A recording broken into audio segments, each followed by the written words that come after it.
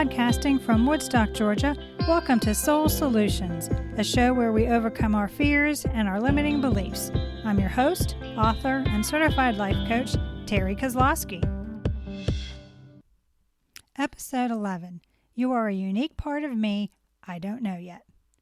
I believe we are all connected, and these connections to others are vital to us and our growth. From a physical perspective, the brain is wired for human associations, which enhances our social relationships. But how are we linked scientifically? Science's current theory of evolution of the universe is the Big Bang Theory. It is the basis that the belief that everything, all that is in the universe, was, at one time, all together. All that is was once one concentrated mass, a singularity. Then, bang! The universe expanded into what it currently is. So at one point, we really were all connected. And more importantly, we are all created from the same origin. All the energy that existed from the Big Bang is still all the energy that exists in the universe today, because energy can neither be created nor destroyed, only transformed. As human beings, we are energy inside these bodies. We can feel that force within us. The universal power flows through each of us and everything in the universe. That is why you are a unique part of me I may not know yet. How do we feel disconnected, and why do we feel disconnected? Although humanity at large has become more concerned about the egoic self, we're all still interconnected. The rise of the ego because of materialism and competition has caused us to believe that we're separated from one another. Yet this is a lie of the ego. Through our individualism, we have had significant expansion in creativity, innovation, and progress. Still, it has eroded our connection to one another and to the planet. This disconnection has caused an increased apathy for others and the endeavors we focus on for ourselves. I'm not saying we don't need our time alone, because we do. Self-care is an integral part of our authenticity. But the notion that we don't need others is a lie of the ego. The egoic mind wants to keep us safe, and it assumes that people have ulterior motives and therefore cannot be trusted.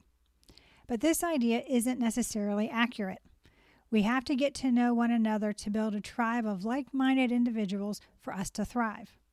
Only through connection can we give and receive love. Our relationship with others allows the love we all seek to enter our lives. Through connectedness, we share our lives, share ourselves, and know that we aren't alone. What is connection? Brené Brown, a researcher on vulnerability, defines connection as the energy that exists between people when they feel seen, heard, and valued, when they can give and receive without judgment, and when they derive sustenance and strength from the relationship. So let's look at what genuine connection with another is. When we are with others, we can tell if there is a connection. We sense that there is a bond of commonality or a feeling of oneness. As humans, we desire this feeling, we desire this connection. But for us to sense this link, we have to be open. We have to be willing to expose our true nature to another. We must be authentic to connect with others. And this is where the ego jumps in and interferes with the process. So that interdependence that exists in nature doesn't thrive among humanity. The egoic mind instills fear into us, and we don't connect with ourselves, others, or nature. We need to see the similarities of those we meet and unlearn this false belief that the ego fearful tactic has taught us.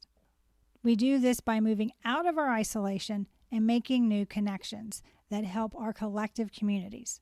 In doing so, we allow the energetic flow of a positive force to move through our community, and because we allow the connection to harmonize our energies.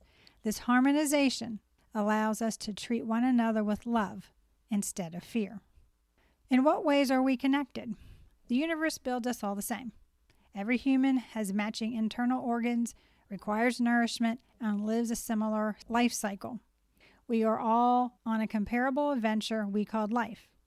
Yes, there are differences between us. From a universal perspective, they don't matter, and we should be accepted as we are. Genetically, we are more in common than we are different. We are 99.9% genetically identical to every other person on the planet. So we base the differences we see on only 0.1%, a statistical benign amount. As human beings, we all share universal feelings. Our emotional lives tend to rule out how we live, but we all understand happiness, love, anger, and fear. How we as individuals choose to express them depends on our social upbringing as well as our cultural background.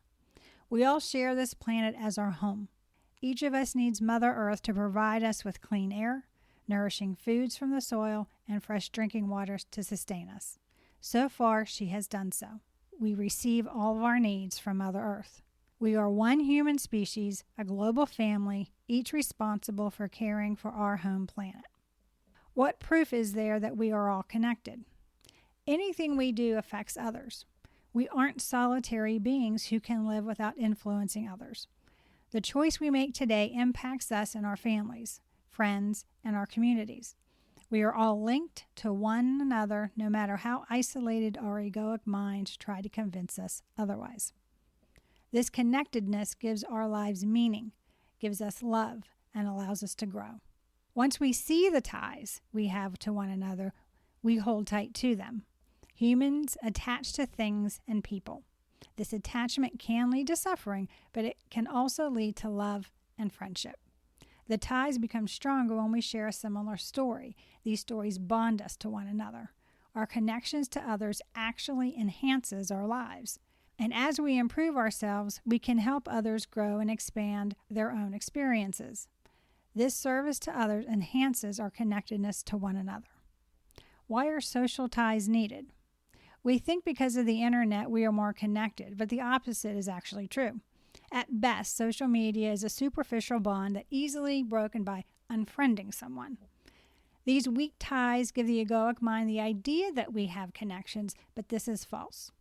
To having meaningful relationship with someone, we must have personal interactions, not engaging in social media commentary. Individuals with strong ties to their communities bond with those they share with their town.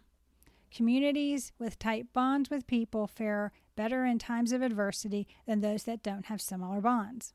We can see these communal bonds at work in times of disaster, but we should see them more because our connections to our hometowns has direct bearing on our daily lives.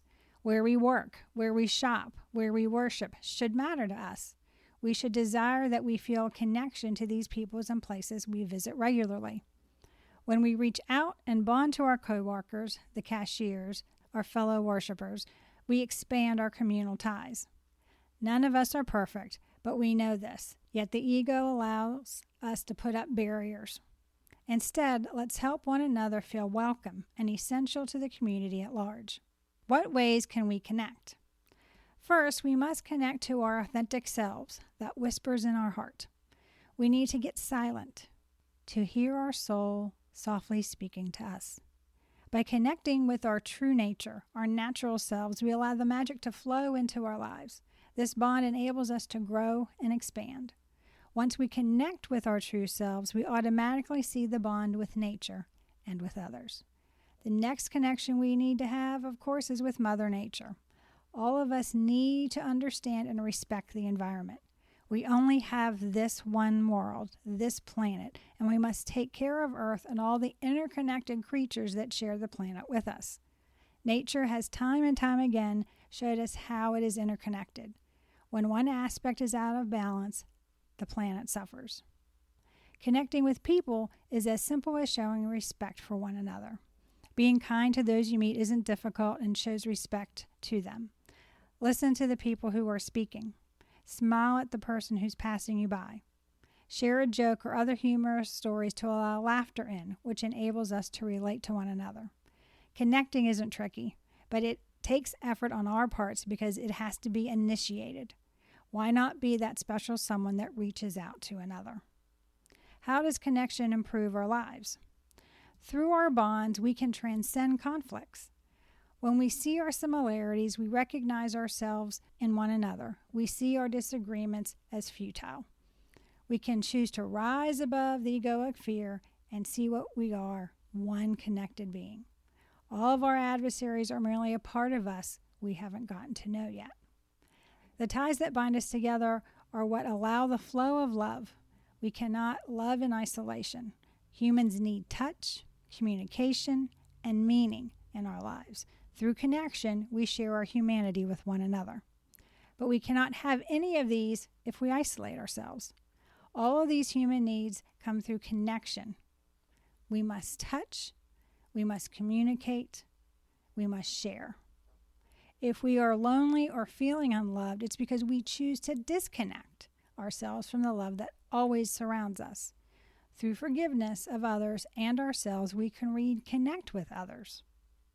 We meet all of our biological needs through the connection with Mother Nature. We are inseparable from our environment. Without it, we cannot survive. The interconnectedness of humanity to the earth is inseparable, despite the fact that we may ignore it. The dependence humanity has on the planet is undeniable. How to move forward with oneness. Albert Einstein stated, "A human being is a part of the whole, called by us the universe, a part limited in time and space. He experiences himself, his thoughts, and feelings as something separated from the rest, a kind of optical illusion of his consciousness. This delusion is a kind of prison for us, restricting us to our personal desires and to affection of a few persons nearest to us. Our task must be to free ourselves from this prison by widening our circle of compassion, to embrace all living creatures and the whole of nature and its beauty."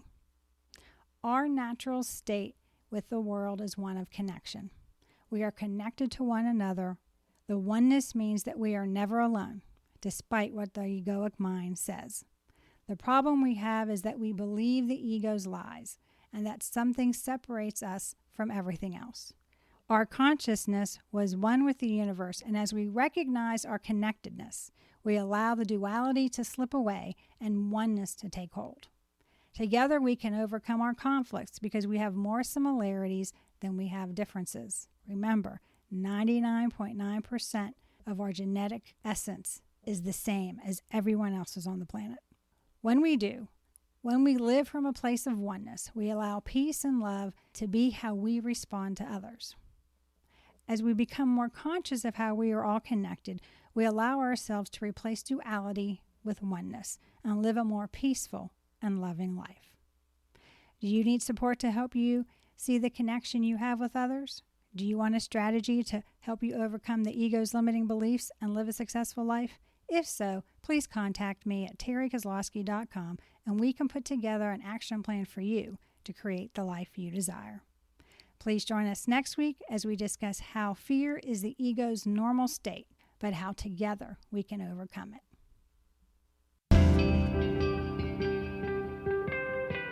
Thanks for listening to Soul Solutions with Terry Kozlowski. If you'd like the show and want to learn more, check out terrykozlowski.com where you can find the links to everything we talked about in this episode. Please subscribe to the show so you'll never miss an episode as we overcome our fears and our limiting beliefs.